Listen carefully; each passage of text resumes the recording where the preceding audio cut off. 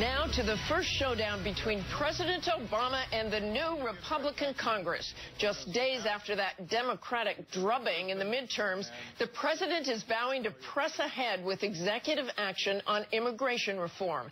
ABC's Jim Avila traveling with the president at the G20 summit on what could be in store when he returns home. The president's pivot to Asia, filled with photo ops and hugs, but never far away, domestic politics and the looming go-it-alone decision to reform immigration by presidential fiat. In 2013, you said, "I'm not the Emperor of the United States. My job is to execute laws that are passed."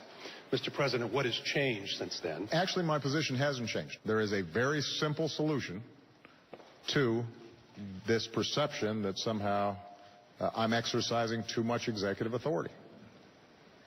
Pass a bill I can sign on this issue. The timing and final plan, say senior administration officials, will be sealed this week.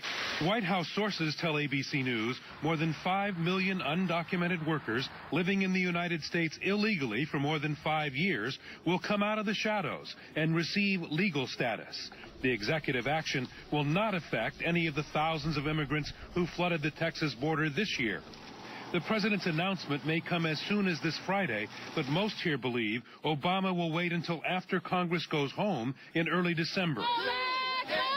Republicans are set to erupt with political fury if Congress is bypassed. We're going to fight the president tooth and nail if he continues down this path.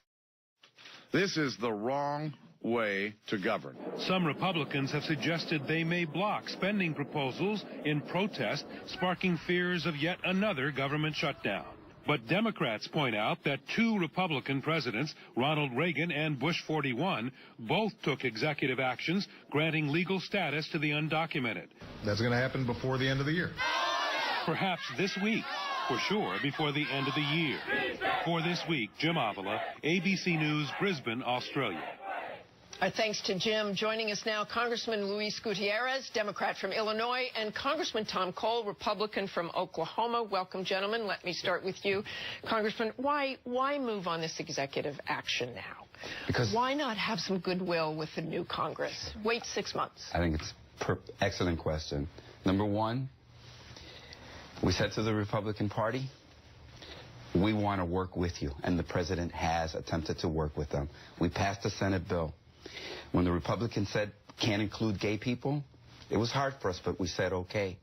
When they said there couldn't be citizenship for everyone right away, we said okay. When they said, hey, we have to do it in bits and pieces, we said okay. Each and every time we said okay, they refused to act on the issue. And why must the president act now? Because millions of American families are depending on the president fixing a broken immigration system. Because I know that my colleagues are tired of seeing U.S. servicemen being called to be deployed in defense of our nation, and at the same time when they receive that deployment notice, receiving a notice that their wife should be deported because there are 4 million American citizens Congressman Cole, who want to live with their moms I think he's dads. putting it right to you. And the Senate passed immigration reform, I think, more than 500 days ago, been sitting in the House.